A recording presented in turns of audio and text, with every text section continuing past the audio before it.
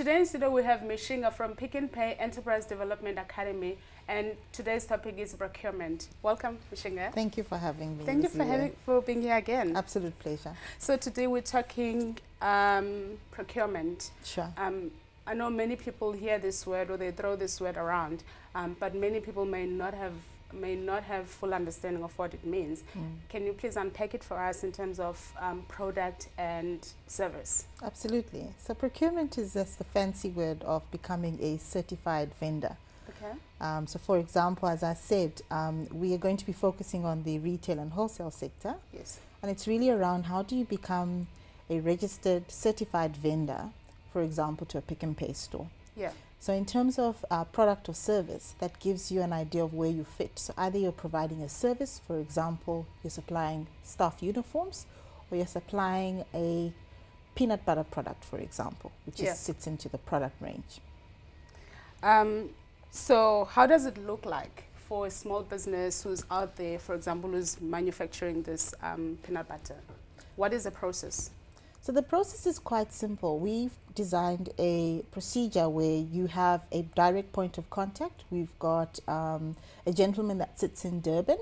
We've also got presence in Johannesburg and then obviously in Cape Town. Yeah. And typically what you would do is you'd reach out to an organization like us and you would say, I'm a small vendor and I'm manufacturing peanut butter, for example. We would find out about your volume, you would find out about your capacity, and of course the big R, regulation. We need to know that you're registered, that you're compliant, especially from a BEE point of view, that you're registered with the correct industry regulations as well. And even if you're not, the point of the matter is we take you through that process, so we help you. So if you're not registered, you're going to help this small business owner to get registered. Exactly. We try and help as and where we can. It obviously depends on where the entrepreneur is. Small business owners, especially those who are just starting out, I know cash flow is always an issue. How does it work? For example, let's say they run out of cash flow, or how does the cash flow management works? For example, they're manufacturing this product, but now you have this amount that you require from them in terms of delivery or distribution. How do you bridge the gap? So they say cash is king. And, you know, if you look at any small business, it's really around ensuring they're making a turnover, they're paying their salaries, they're paying all their inputs.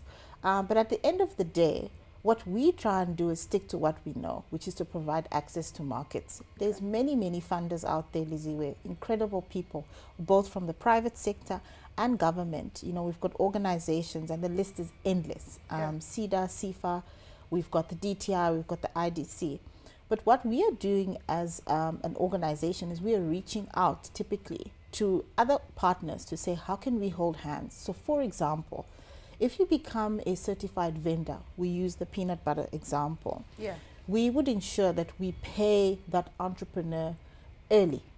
And that would depend. So for example, if you're starting out with us and you've been doing business with us for a 6-month period or 12-month period, we pay you 7 days from the date that you issue your statement with us. And we've seen what difference that does in terms of releasing the cash that the entrepreneur needs to go off and do what they need to do. Yeah. So that's the bridging that you would do so that they're not stuck and then unable to keep their commitment to you guys. Absolutely. So we track, you know, how much have we procured or how much have we ordered from that supplier? How can we meet them? Another example, for example, is uniform supply. We order a certain number of or minimum quantity from this vendor and they're not able to meet that quantity. Doesn't mean we'll say, you know, go away, we're done. Absolutely not. We meet with the entrepreneur and we say, you know, what's your cash flow looking like? We then put into place what we call patient capital. So in one of these entrepreneurs who was a certified vendor with us, we had to come in and release certain capital in order for her to buy the stock to make the uniform. Now, the point of the example, what I want to make to you and the viewers out there, is that this particular entrepreneur was able to pay back that loan, and we were able to deduct all the monthly repayments of the patient loan, that's what I like to call now, and track it. And we're very proud of how we were able to meet that entrepreneur where she was, and how she was then able to meet her commitments to us. So it does work. You just have to find unique ways of making it work. So it's a relationship between you guys and this Absolutely. entrepreneur. Has to be. Your enterprise development program, is it closely linked with the procurement process? Absolutely. So every engagement, it's based on relationships with our commercial team. We have over 200 or is it 300 buyers that we're in constant communication with on a daily basis. Yeah. We understand from their team what are the trends. So we know that there's a big trend in gluten-free, for example. Okay. We know there's a fantastic trend in health and beauty, Yeah. with hair products or skin products. And they tell us, and then we go out and say to our entrepreneurs, which, you know, who out there is playing within this space. Yeah. And it's really around meeting the opportunity that we need and, of course, the offer that's out there.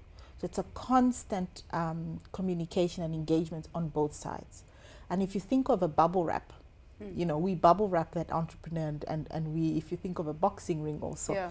you know, we make sure that we keep that entrepreneur sane. What products do you deal with specifically? Okay, there's a range of products.